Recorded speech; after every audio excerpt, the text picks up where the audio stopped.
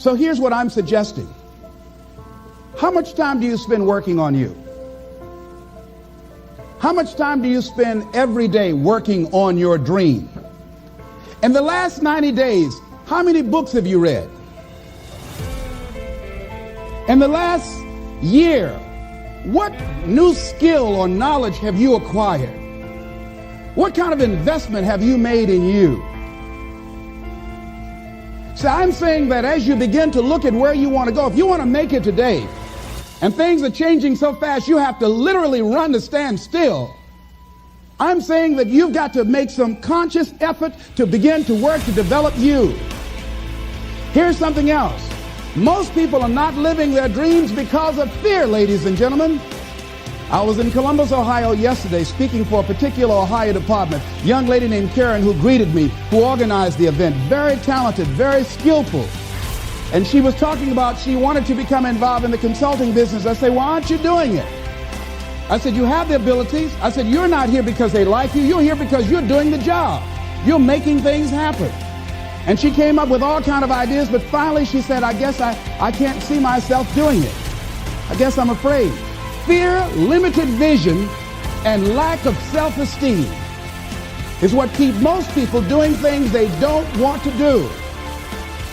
I flew from Columbus, Ohio to Denver, Colorado to a major communications company. And the person that picked me up at the airport told me about the fact that the company was planning on having a major downsizing. And they offered some of the employees there an early retirement, and some of them will earn as much as $300,000. And they said, this is the last time that you can take this offer. If you don't do it, when we have the downsizing, you might be among those who will lose their jobs, and all you will get is your severance pay. And only 50% of the people who were eligible to take the $300,000 took it. The others were afraid to take a chance on themselves. The others couldn't see themselves beyond that company. They couldn't see life after that company. The same reason that people stay in relationships where they're abused or they're unhappy or it's unfulfilling. They can't see themselves beyond that relationship. They can't see themselves enjoying life without that person. They think that this is all that they can do. The same reason that people get stuck at a certain level in life. They can't see things being better for them. And they think that this is it and this is all they deserve. This is all they've ever seen. It's been passed on to them. And they think that this is it for them. Oh, no. I remember it's a monologue, and it's called The Last Mile. It's a monologue about a guy who was sentenced to die in the electric chair for a crime that he did not commit. And he was pleading to the jury to understand his case. And I remember one of the parts of the monologue where this guy talking to the jury and talking to himself and going the whole gamut of emotion. And I remember something he said that struck me right now. He said, you know, he said, it's queer, ain't it? How even though life has done you wrong, somehow you still want to live. He said, you never again find me complaining about life has given me a short deal. No, I just want to live. I take the park benches, the crumbs, anything. I just want to live. But they're not going to let me, are they?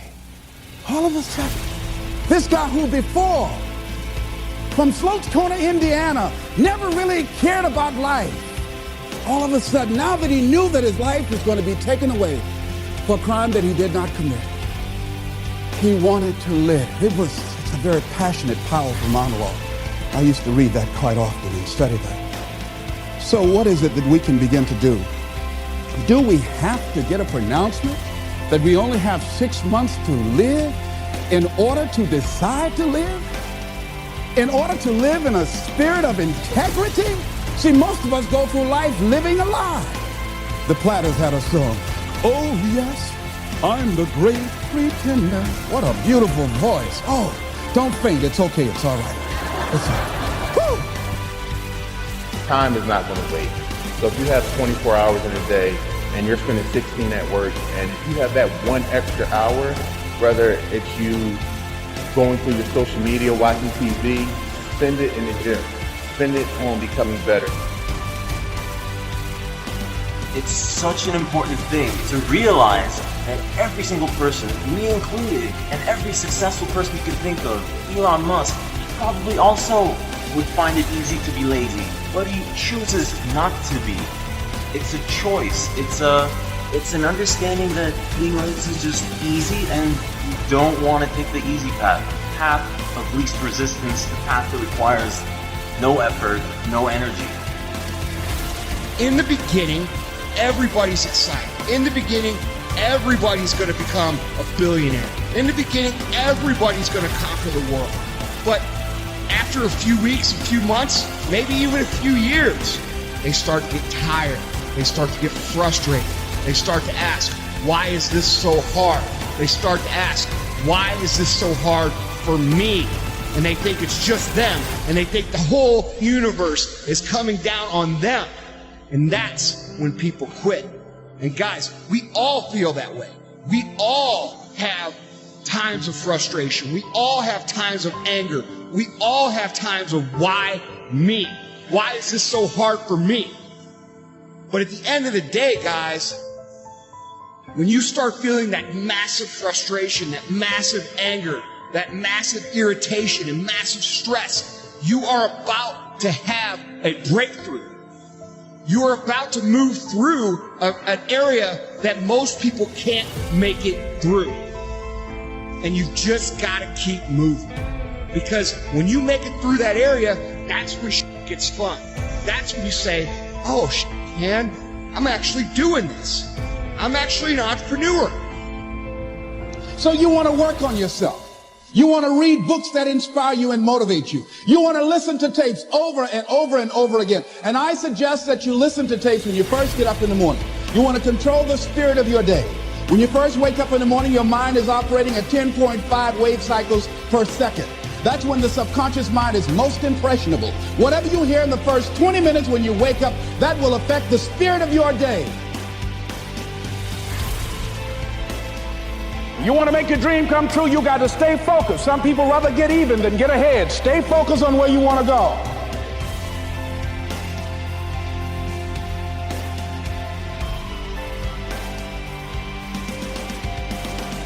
There's no other way around. If success is the result that you are ultimately seeking, you must be obsessed with the process. You have no time to let fear, doubt, failure, quit, negative thoughts, or give up enter into your mental. See, you have massive potential.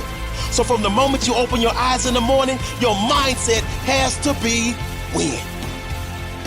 Meaning winning that particular morning and carrying that winner's mentality with you as you enter your classroom. Persuasion in anything. So if you want to persuade your children, if you want to persuade someone to take a look at your faith, if you want to persuade someone in business, if you want to persuade someone to help you in anything or help them in anything, it's real simple for me. Monster belief. And so you can't transfer to me that which you're not experiencing yourself, right? So you can't give me that. People are always trying to come up with a magic word, the magic close, the magic this. And there are words you should and shouldn't use in persuasion, no question about it, right? There are words that are more effective than other words. And clearly to be successful in any business, you need to know what those words are in your business. But the best persuaders, the best motivators, the best speakers, the best physicians, the best school teachers, the best parents are incredible persuaders. And what they do is they come from a monster place of conviction and belief that they can transfer you to, because people respond to energy much more than they do words. They respond to what they feel, not what they hear and see. Hear and see are real low-level influencers.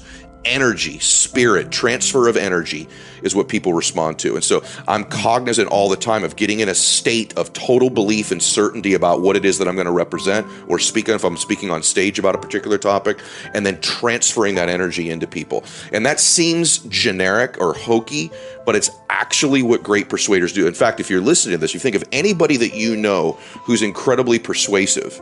They may have great words, they probably do, but it's something you feel from them, right? And that's the difference between a great doctor and a so-so doctor. Great doctor says, here's the prescription, you're out of here. Another one, is this going to work or not? I don't know. Another one, you leave there feeling that you're going to be healed, feeling you're in good hands. You feel their certainty, you feel their confidence. Same when you hear a speaker, if you're buying real estate from somebody. But it's not just buying things, it's a great pastor in a church. a great person if you do TM, who's taught you TM. It's their certainty. It's the energy you feel.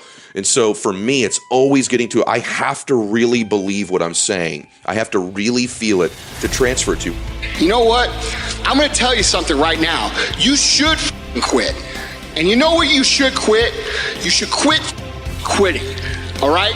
I want you to think about something, and I want you to think about it in terms of your life. Now, if you wanted to run a marathon, but every time you got frustrated, every time you got tired, every time you got winded, every time you got sore, you turned around and went back to the starting line and started over because you were all of these things that are painful, would you ever complete the goal of running your marathon? Of course not. Guys, life is the same. Success is the same. Nothing worthwhile is going to be given to you. It's going to be earned, and it's going to be earned through your pain, through your misery, through your suffering. None of it's going to be easy, guys. And the factor that separates almost every single person in life that's been successful is people that succeed quitting when things get hard. Quitting is a habit, okay? Quitting is a mentality. It's a core value of people, all right? They get a little bit down the road and either they don't finish or they say, man, this is hard, I'm gonna try something else. Or man, this is hard, I'm gonna try doing this. You know, this isn't for me because it's hard. It's all hard. That's what you don't understand. Any path you take to get where you want to be, if that place is worthwhile to go, it's going to be hard. So quit judging your quitting or you're wanting to do something else based upon how hard something is. Because every single path that you could possibly take to get somewhere where you want to be is going to be hard. That's just a fact of reality of this earth. Okay? But that's what you have to understand.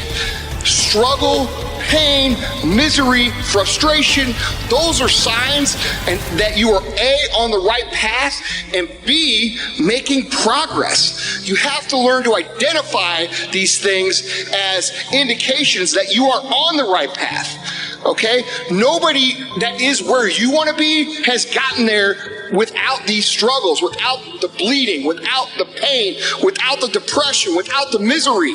Nobody. So what makes you think that you're going to be able to be that person that gets there with none of those things? Guys, life is hard. Success is really hard. And if you want to be something big, you want to dream big, you want to be something great, you are going to have to learn to accept the struggle as part of the recipe. Okay? Every single day you need to look yourself in the mirror and ask yourself, what am I willing to do to get what I want? And if the answer is whatever the I have to, you'll probably get there in time. But if it's anything less, you won't. And that's just a fact of life, guys.